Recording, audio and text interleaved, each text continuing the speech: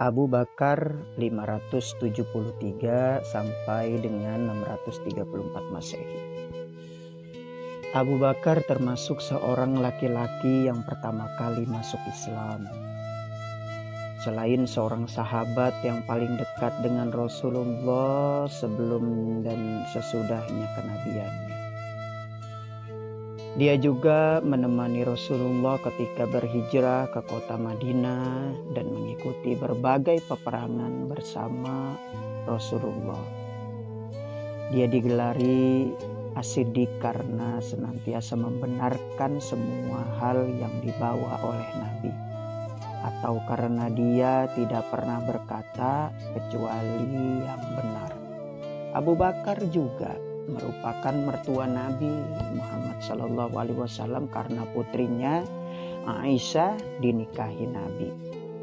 Nabi pernah mengutusnya memimpin kaum muslim melakukan ibadah haji sebagai penggantinya pada tahun ke-9 Hijriah. Selain itu, dia juga pernah mengganti kedudukan Nabi menjadi imam sholat ketika Nabi sakit. Itulah antara lain yang mendorong kaum muslim memilihnya sebagai khalifah setelah Rasulullah SAW wafat. Dialah khalifah pertama di antara para khulafah Rasyidin. Sebelum masuk Islam, Abu Bakar adalah seorang pedagang. Setelah masuk Islam, dia begitu cepat menjadi anggota yang paling menonjol dalam jamaah Islam setelah Nabi. Dia terkenal karena keteguhan pendirian, kekuatan iman, kesetiaan, dan kebijakan pendapatnya. Kalaupun dia hanya 1 atau 2 kali diangkat sebagai panglima perang oleh Nabi, tidak seperti Ali bin Abi Thalib yang sangat lincah dalam memimpin peperangan. Hal itu barangkali disebabkan Nabi menghendaki agar Abu Bakar mendampinginya untuk bertukar pendapat atau berunding.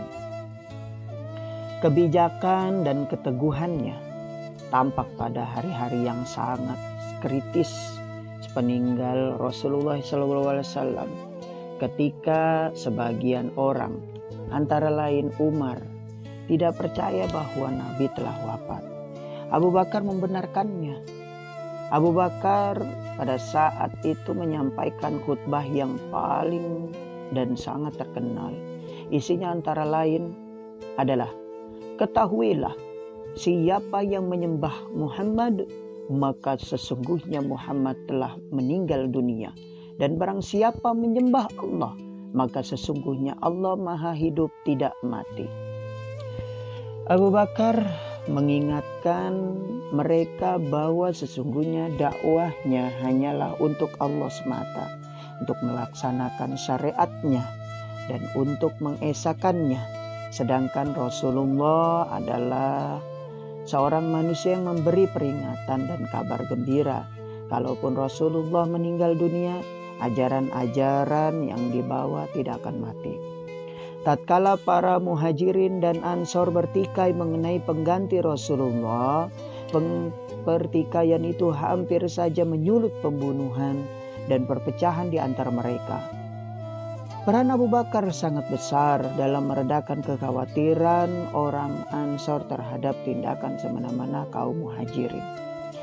Dia berhasil mendamaikan mereka agar tetap hidup bersatu, menyingkirkan perpecahan dan permusuhan demi tegaknya agama Islam.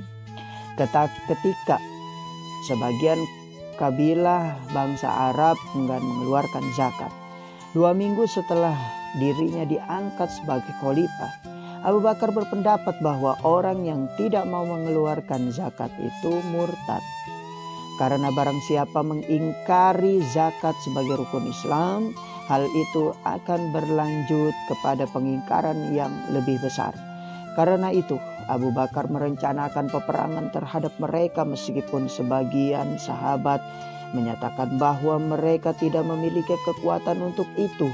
Bahkan menakuti Abu Bakar bahwa jumlah musuh lebih banyak sehingga setan akan menungganginya sebagaimana layaknya dia menaiki tunggangan.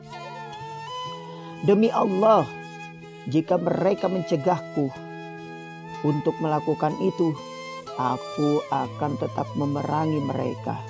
Aku akan meminta pertolongan kepada Allah karena sesungguhnya Dia sebaik-baiknya penolong. Tekad Abu Bakar. Betapa banyak golongan yang jumlahnya sedikit tapi mereka mampu mengalahkan golongan yang jumlahnya banyak dengan izin Allah. Dan Allah akan beserta orang-orang yang sabar. Quran surat 2 ayat 249. Ketika banyak orang yang kembali kepada kepercayaannya semula setelah Rasulullah SAW meninggal dunia, dan muncul beberapa orang yang mengaku sebagai nabi, dengan segera Abu Bakar mengirimkan pasukan perang untuk mengajak mereka kembali ke jalan yang benar. Apabila mereka enggan menerima ajakan itu, pasukan perang itu akan menyerang mereka dan tidak menerima siapapun kecuali dia telah masuk Islam. Dengan tindakan ini, khalifah yang selalu dikenal dengan sifat kasih sayang dan kelembutannya, kini menampakkan keberanian, kekerasan, kemauan yang dahsyat agar kelemahan tidak merusak atau tidak merasuk ke dalam jiwa kaum muslim. Negara baru yang masih sangat muda usianya telah menghadapi kendala berat yang hampir melemahkan dan membunuhnya. Dengan kebijakannya, Abu Bakar menyadari bahwa jika Islam hendak disebarkan di antara kabilah-kabilah bangsa Arab, dia harus mengerahkan pasukan untuk membuka daerah baru. Karena itu, pada masa kekhalifahannya dimulailah ekspedisi pasukan Islam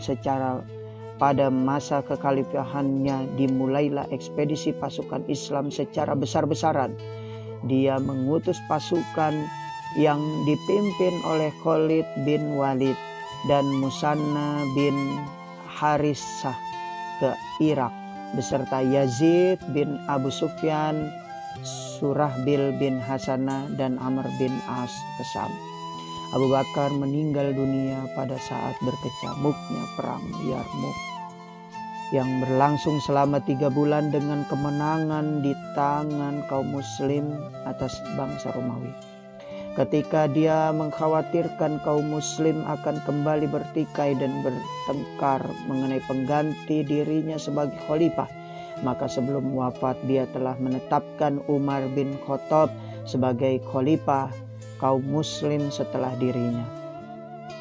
Selama hayat hingga masa-masa menjadi khalifah, Abu Bakar dapat dijadikan sebagai teladan dalam kesederhanaan, kerendahan hati, kehati-hatian, dan kelemah lembutan pada saat dia kaya dan memiliki jabatan yang tinggi. Dengan sikap seperti itu, dia mendapat penghormatan dan kepercayaan dari kaum muslim. Sejarah akan tetap mengenangnya karena dia juga menjadi penyambung lidah Nabi. Selain itu, pada masa kekhalifahannya tidak lebih daripada 2 tahun, dia mampu menegakkan tiang-tiang Islam, termasuk di luar Jazirah Arabia yang lebih luas. Dia dapat dikategorikan sebagai orang yang memulai babak baru dalam mendirikan Imperium Arabia.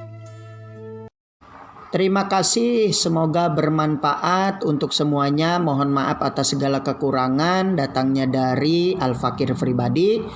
Segala kelebihannya datangnya dari Allah Subhanahu wa Ta'ala. Saya mengajak, mari jangan lupa subscribe dan bunyikan loncengnya agar mendapatkan kisah-kisah yang lainnya. Terima kasih. Wassalamualaikum warahmatullahi wabarakatuh.